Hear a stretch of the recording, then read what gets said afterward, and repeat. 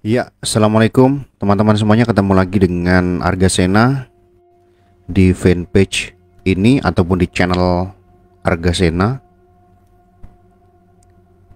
Nah, saya ingin bercerita tentang bagaimana seperti yang ada dalam judul video ini. Saya pernah melihat yang namanya hantu dan terutama itu adalah khususnya hantu pocong ya teman-teman. Tapi kita ceritakan dulu bagaimana sih sebenarnya hantu pocong itu bentuknya seperti apa. Dan apakah yang saya lihat itu adalah hantu pocong benaran atau hanya sebuah ilusi? Nanti akan disimpulkan di akhir video ini ya.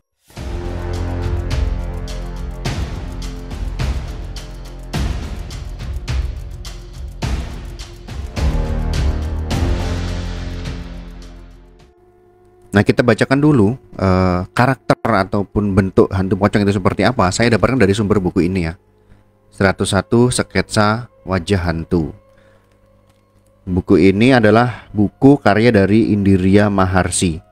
Jadi dia mungkin beranggapan yang menulis buku ini bisa mengidentifikasi seperti apa gambaran dari hantu-hantu yang ada di Indonesia.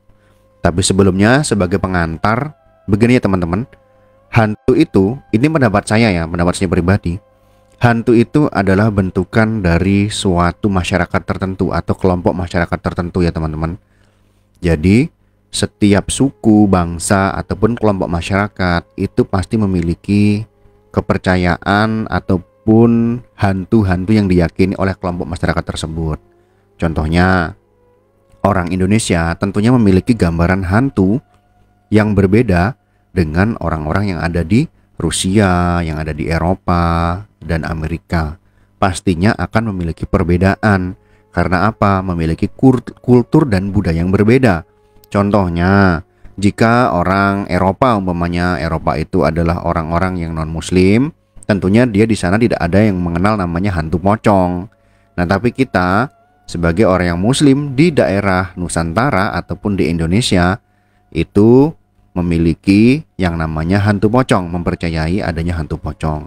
Tetapi untuk kepercayaan kita masing-masing tentunya pastinya itu diserahkan kembali kepada diri kita. Jadi mau percaya silahkan, mau tidak juga silahkan. Yang jelas pocong itu ada, yaitu orang yang sudah meninggal dikafankan dan dimakamkan.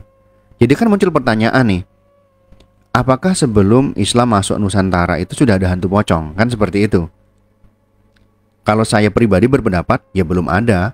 Umpamanya di abad kedua Masehi, saat Islam itu belum ada di Nusantara. Tentunya belum ada. Islam itu masuk ke Nusantara tertua itu di abad ke-7 Masehi, sekitar segitu. Ada yang bilang abad ke-7, ada yang bilang abad ke-9, ada yang bilang abad ke-11. Setiap sejarawan punya pendapat masing-masing. Tetapi yang jelas, sebelum itu tentunya belum ada hantu pocong. Bahkan hantu pocong ini baru ya di Indonesia. Baru tahun 70-an muncul adanya hantu pocong. Bagaimana kok bisa orang Indonesia itu bisa memunculkan atau mempercayai adanya hantu pocong? Ya karena mereka pasti melihat orang-orang yang dimakamkan dengan cara apa? Dengan cara dikafani dan berpikir bahwa entah jin ataupun makhluk halus lainnya itu menyerupai apa yang dilihat oleh manusia itu. Karena pocong itu kan menakutkan, makanya muncullah hantu pocong. Di dalam buku ini kita bacakan ya teman-teman ya, biar kita tahu seperti apa sih. Nah, di sini yang diceritakan ini adalah pocong dewasa laki-laki. Kita bacakan langsung ya. Pocong dewasa laki-laki. Jadi ada pocong dewasa wanita, pocong dewasa laki-laki, dan pocong anak-anak. Jadi yang kita bahas ini adalah pocong dewasa laki-laki. Tapi yang saya lihat, yang saya pernah temui itu, saya tidak tahu apakah itu wanita ataupun laki-laki. Dengan kondisi yang sudah tidak bisa diceritakan, nanti kita ceritakan di belakang. Kita kasih gambaran dulu, apakah sama nanti apa yang saya lihat dengan yang ada di buku ini. Kita langsung saja bacakan. Pocong dewasa laki-laki. Makhluk ini sudah sangat terkenal di Indonesia. Iya, pasti terkenal di Indonesia dan tidak mungkin terkenal di Amerika karena ini bentukan masyarakat Indonesia sendiri kan. Pocong yang dimaksud di sini merujuk kepada bentuk manusia namun berbalut kain kafan berwarna putih. Kebanyakan jenis ini berjalan dengan loncat-loncat, namun beberapa di antaranya ada juga yang seperti melayang terbang tanpa menyentuh tanah.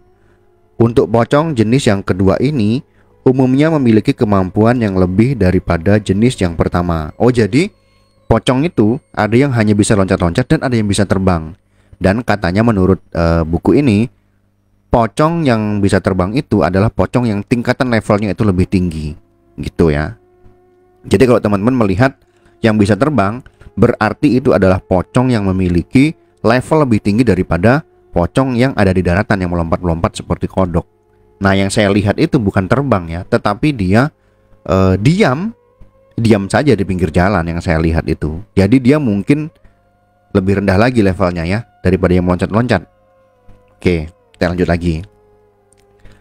Pocong biasanya berada di daerah pemukiman penduduk, baik di dalam rumah ataupun di luar rumah. Dan beberapa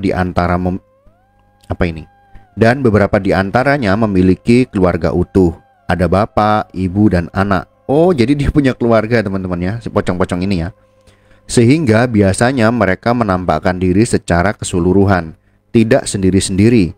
Jika dilihat dari wajahnya, hantu ini ada yang masih terlihat bentuk mukanya, walaupun sudah rusak. Namun ada juga yang tidak terlihat mukanya, jadi seperti ruang kosong yang dibalut kain saja. Jadi ternyata makanya tadi ada pembahasan pocong dewasa, pocong wanita, pocong dewasa laki-laki, pocong dewasa wanita, dan pocong anak-anak. Ternyata mereka ini satu keluarga. Dan biasa mereka kalau menunjukkan dirinya itu satu kelompok, bukan sendiri-sendiri. Tapi yang saya lihat, waktu saya lihat itu, pocong itu sendiri. Nah, kita lanjut lagi ya. Jadi pocong saya itu pocong introvert mungkin yang ketemu dengan saya karena dia tidak bersama dengan kawanannya. Kita lanjut. Pocong biasanya keluar pada jam 10 malam untuk beraktivitas di luar rumahnya, dan menjelang subuh mereka sudah kembali ke tempat semula. Oh bener, saya itu di atas jam 10-an malam waktu saya bertemu dengan pocong ini. Jadi pas nih ceritanya nih. Aktivitas mereka ketika keluar rumah biasanya hanya nongkrong saja di satu tempat di luar tempat tinggalnya. Oh, ternyata pocong dewasa laki-laki itu suka nongkrong, sama dengan bapak-bapak tuh suka nongkrong di warung kopi. Oke. Sebetulnya di antara jenis-jenis makhluk halus yang lain, pocong ini termasuk jenis makhluk halus yang bisa keluar masuk kemana saja dan di mana saja. Mereka jarang sekali diganggu oleh jenis-jenis makhluk halus yang lain. Mungkin karena kebiasaan mereka yang tidak terlalu meresahkan jenis-jenis makhluk yang lain tersebut. Gitu ya, berarti pocong itu jarang diganggu oleh makhluk halus lainnya. Mungkin karena tadi ya, dia berkelompok tadi ya. Berkelompok dengan keluarganya, bahkan mungkin masyarakat pocong. Jadi hantu-hantu lain yang sendiri-sendiri, kayak kuntilanak kan sendiri-sendiri. Kuntilanak itu tidak berkelompok ramai-ramai satu komunitas kuntilanak gitu kan, tapi kuntilanak itu menyendiri sendiri. Jadi mungkin kalah masa. Jadi makanya agak takut kalau mengganggu kawanan hantu pocong. Untuk pocong dewasa lelaki, tinggi badan umumnya lebih dari 2,5 meter. 2,5 meter lebih. Wah, tinggi sekali berarti. Berarti lebih tinggi daripada kita orang Indonesia yang tingginya 165, 170. Bahkan lebih tinggi dari orang-orang Eropa yang ada yang sampai 180 meter ya. Tinggi berarti. Suaranya tidak jelas, sepertinya pita suara mereka sudah rusak, sehingga hanya seperti suara orang bergumam atau mendengkur saja. Wajahnya sudah tidak berbentuk atau bahkan sudah tidak terlihat lagi, dan kain yang menjulur di atas kepala lebih panjang daripada pocong dewasa wanita maupun pocong anak-anak. Seperti ini teman-teman. Bisa lihat ya. Nah, ini seperti ini. Jadi yang dikuncir itu, pocong yang dipocong itu lebih panjang. Ya, semoga nampak ya. Nah, seperti ini teman-teman. Oke, jadi dalam buku ini, ya, yang diceritakan dalam buku ini dengan yang saya lihat ada persamaan dan perbedaannya teman-teman. Yang pertama, saya melihat, saya cerita dulu ya. Jadi waktu itu, pada masa itu, saya mungkin masih berumur sekitar, saya lupa ya, antara 6 sampai 7 tahun gitulah. Waktu itu saya masih kecil dan saya bermain ke rumah tetangga saya yang jaraknya itu sekitar 2 tersier. Satu, dua, ya dua tersier. Jadi kalau di tempat saya, di kampung saya itu, ada yang namanya TR atau tersier, yaitu TR1, TR2, TR3. Setiap TR itu panjangnya antar TR itu 200 meter. Jadi rumah saya di TR 21 dan rumah tetangga saya itu ada di TR, ya bukan tetangga, satu RT berarti kan. Anggap aja tetangga ya. Itu di TR 19. Jadi TR 20, TR 21, 2 TR sekitar 400 meter lebih berarti jaraknya ya. Cuman pada masa itu tahun 1996 kalau nggak salah. Antara tahun 1996 atau 1997, jarak antar rumah itu jauh-jauh teman-teman. Jadi bukan kayak di perkotaan yang jaraknya itu hanya sejengkal, tapi itu jaraknya jauh. Sampai ada yang 10 meter, 10 meter, 20 meter, 50 meter gitu antar rumah. Daerah ini adalah daerah transmigrasi di Pulau Kalimantan. Nah, pada masa itu, pada tahun itu, belum ada listrik di tempat kami. Jadi hanya orang-orang yang punya finansial lebih yang bisa menikmati listrik. Jadi keluarga yang kaya itu di kampung kami itu memiliki mesin diesel dan memiliki televisi pada masa itu. Nah, jadi saya nonton di sana. Kebetulan pas saya nonton itu tidak ada teman yang lain, cuman saya sendiri. Dan kebetulan yang diputar itu adalah film hantu. Kalau nggak salah film pada masa itu adalah film Patra apa ya. Pokoknya hantu yang mengerikan, lidahnya panjang, menjulur dengan muka yang mengerikan, lidah menjulur seperti ular, seperti besar gitu kan. Nah, itu yang terbayang-bayang di kepala saya sampai saat ini. Nah, jadi sebelum itu orang tua saya atau ibu saya itu selalu menceritakan tentang hantu-hantu seperti ada wewe gombel, terus ada genderuwo, terus ada biurprok. Nggak tahu biurprok itu apa, dan lain sebagainya, termasuk hantu pocong, kuntilanak, dan lain sebagainya. Jadi dijelaskan hantu seperti ini, bentuknya seperti ini, hantu ini bentuknya seperti ini. Akhirnya dalam imajinasi otak saya membentuk hantu-hantu tersebut. Jadi kalau kuntilanak diceritakan rambutnya panjang, giginya saling menyilang, dan sebagainya. Jadi saya membayangkan seperti itu. Kalau wewe gombel itu kegiatannya itu menculik anak-anak. Jadi kalau anak-anak itu maghrib masih main, bisa diculik wewe gombel. Jadi dengan kondisi susunya atau payudaranya itu panjang dan besar. Jadi anak-anak itu disembunyikan di balik payudara itu. Itu ya yang diceritakan oleh orang tua saya. Jadi saya sejak kecil itu sudah sangat mistis sekali. Jadi wajar kalau saya bisa melihat hantu-hantu, dan termasuk pocong yang saya ceritakan ini. Nah, selesailah waktu saya nonton ini, selesai filmnya dan saya pamit undur diri pulang. Kondisi saat itu adalah mendung dan ada kilat, beberapa menit kilat seperti itu. Jadi saya menggunakan sepeda dan jalanan terlihat putih karena di sana jalannya belum disemen, masih terlihat pasir, yaitu jalanan berpasir putih itu. Jadi jalannya nampak dan pepohonan itu tampak hitam, gelap gitu kan. Tapi begitu ada sinar kilat saya bisa melihat jalan. Menggayuhlah saya sepeda pada masa itu. Dan di garis bawahi teman-teman, waktu saya kecil dulu jarak 400 meter itu adalah jarak yang cukup jauh menurut saya. Karena memang saya belum punya belum punya pengalaman perjalanan jauh. Jadi hanya sekitar tetangga saja. Jadi 400 meter itu termasuk jauh. Saya menggayuh sepeda dengan menyusuri jalanan berpasir yang terlihat putih pada malam itu. Nah, setelah saya memasuki TR21 dan rumah saya itu ada di ujung TR21. Sekitar 100 meter dari rumah saya ada melihat sesosok putih di pinggir jalan. Karena kena kilatan cahaya kilat itu. Dan dari bentuk bodinya itu, di dalam pikiran saya, awalnya saya ini takut dalam perjalanan itu karena gelap kan, dan berpikiran hantu itu yang diceritakan sama orang tua saya kan. Ada sesosok putih yang di pinggir jalan. Nah, di benak saya itu yang tertangkap langsung dalam memori otak itu adalah tetangga saya di TR24 yang bernama Pak D Slamet. Nah, sekarang beliau sudah kembali ke Jawa lagi ya. Saya masih kecil dulu, beliau kembali ke Jawa dan tidak kembali ke Kalimantan lagi. Nah, jadi dalam pikiran saya, oh, Pak D Slamet. Jadi saya yang awalnya takut jadi tidak takut karena saya pikir itu adalah Pak D Slamet sedang berjalan di pinggir jalan. Akhirnya saya santai menggayuh sepeda. Nah, saya tidak memandang lagi sosok itu. Jadi saya tetap fokus ke jalan karena gelap kan.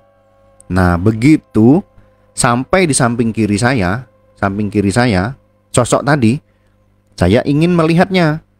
Saya ingin menegur karena kami diajarkan untuk hormat kepada orang tua ya. Jadi tetap harus menegur dengan bahasa Jawa waktu itu, monggo Pak D gitu kan. Dengan sopan gitu kan, dengan ramah menyapa tetangga, apalagi orang yang lebih tua. Baru saya menghadap ke kiri seperti ini, sedang naik sepeda nih. Ternyata yang terlihat di sebelah kiri saya itu adalah bukan sesosok Pak D Slamet yang saya kira sosok itu adalah Pak D Slamet.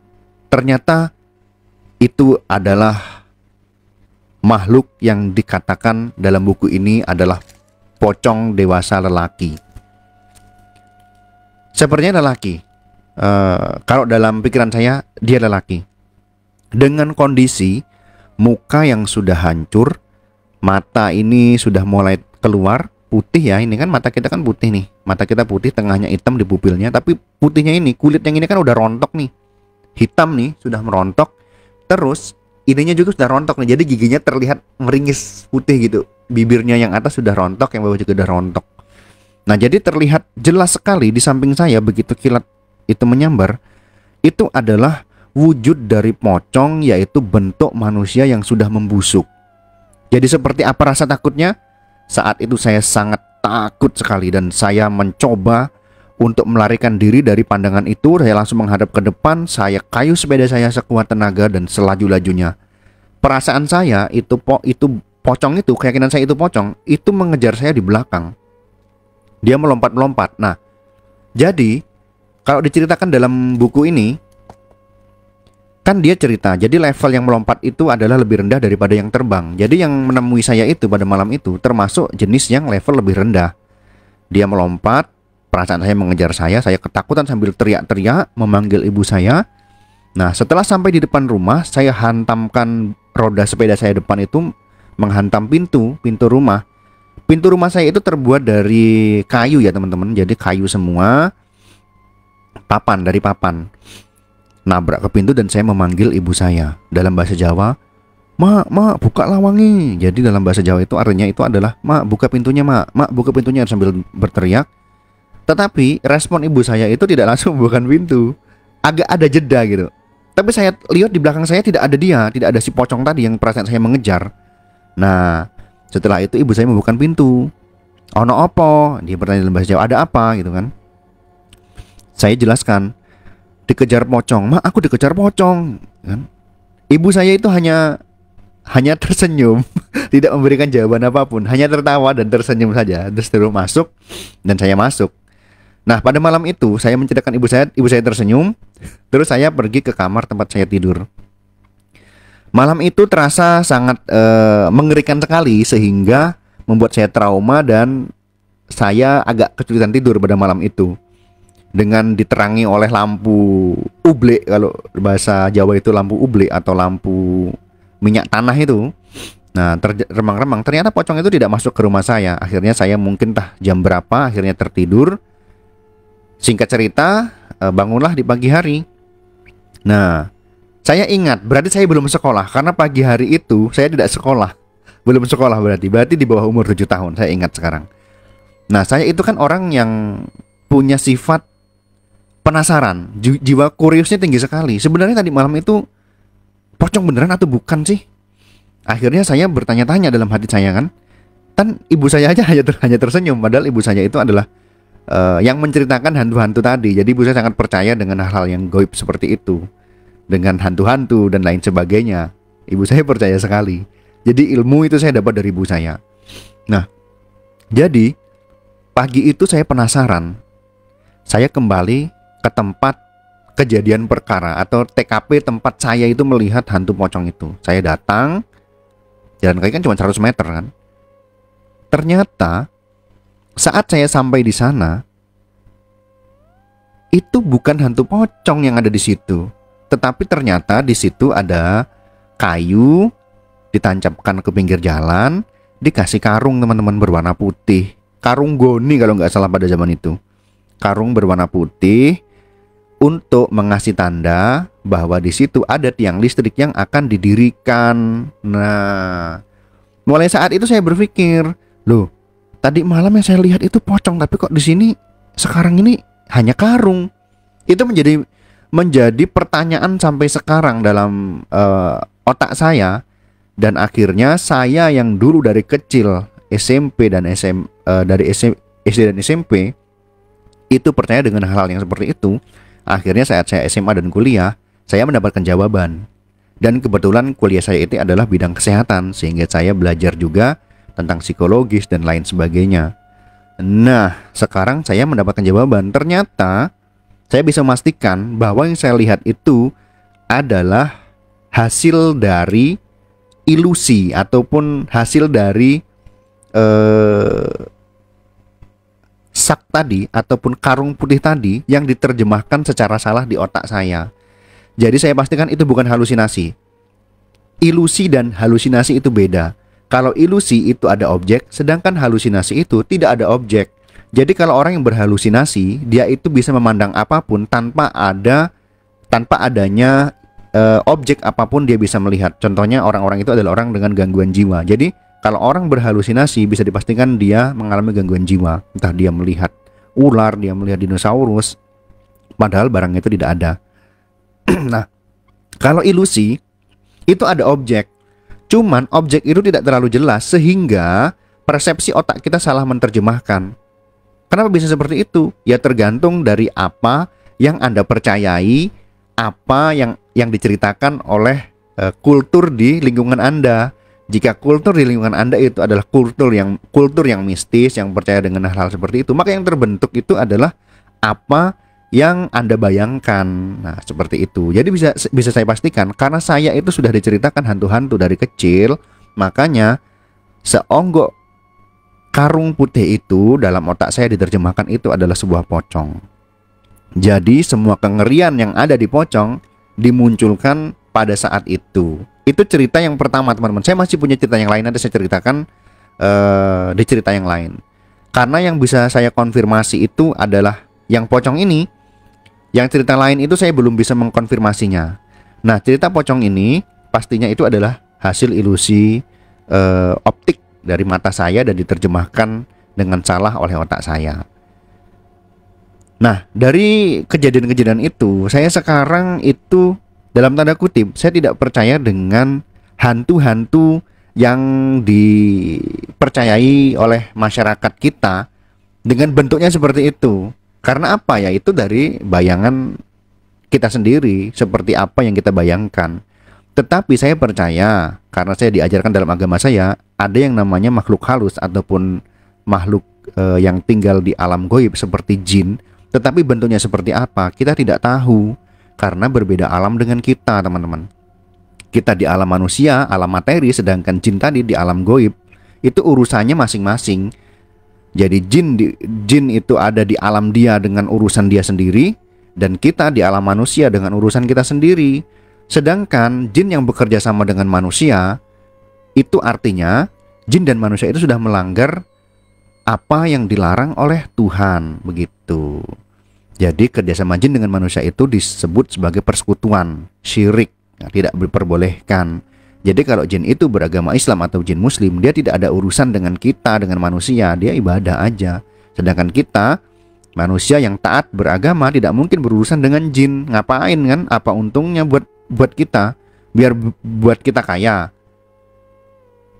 Ya kalau nggak kerja, tidak menjadi pengusaha sukses, gimana bisa kaya kan teman-teman?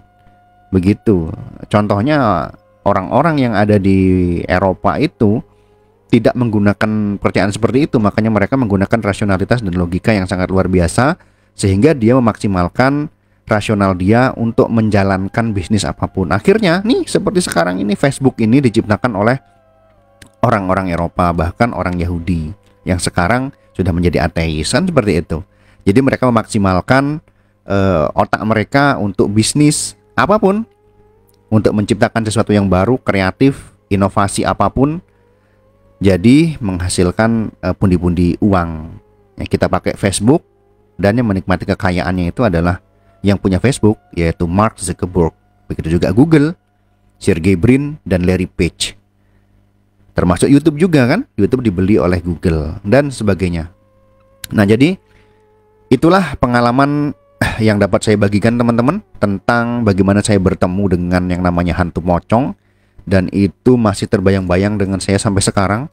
Walaupun saya dalam hati tidak percaya, tetapi saya itu adalah orang yang penakut. Jadi saya takut, mohon maaf, saya takut dengan apa yang sudah terekam di otak saya dari cerita-cerita masyarakat sekitar, dari orang tua saya sendiri yang bercerita tentang bentuk hantu-hantu itu. Akhirnya saya takut dengan kegelapan, dan saya takut dengan kesendirian, seperti itu. Padahal saya tahu kalau hantu-hantu itu bentukan dari budaya masyarakat di sekitar kita sendiri, tetapi saya takut. Nah gitu, itu pendapat saya teman-teman ya. Tapi kalau pendapat teman-teman ada yang lain ya diperbolehkan. Jadi masalah keyakinan apapun itu ya tanggung jawab masing-masing kan. Mau teman-teman percaya ada hantu apapun ya itu masuk ke ranah pribadi masing-masing. Jadi kalau saya, itulah bisa saya share ke teman-teman semuanya. Semoga yang saya share ini bisa ada manfaatnya ya, terutama teman-teman yang bisa melihat hantu, apakah itu benar-benar hantu atau hanya ilusi bahkan halusinasi. Kalau itu halusinasi, saran saya teman-teman periksa ke psikiater, jadi bisa tahu apakah itu halusinasi atau memang teman-teman bisa melihat makhluk halus seperti itu. Teman saya ada di tempat kerja saya bisa melihat makhluk halus, dan itu terkonfirmasi nyata dia bisa melihat makhluk halus. Tapi dia tidak sombong sih, dia bisa melihat makhluk halus. Jadi ketika ada orang batuk berdahak lebih dari 30 hari, maka diambil sampel dahaknya, dia lihat di bawah mikroskop, dan akhirnya dia bisa melihat makhluk halus itu, yaitu bakteri tuberkulosis. Oke teman-teman, semoga bisa menghibur. Saya pamit undur diri. Assalamualaikum warahmatullahi wabarakatuh.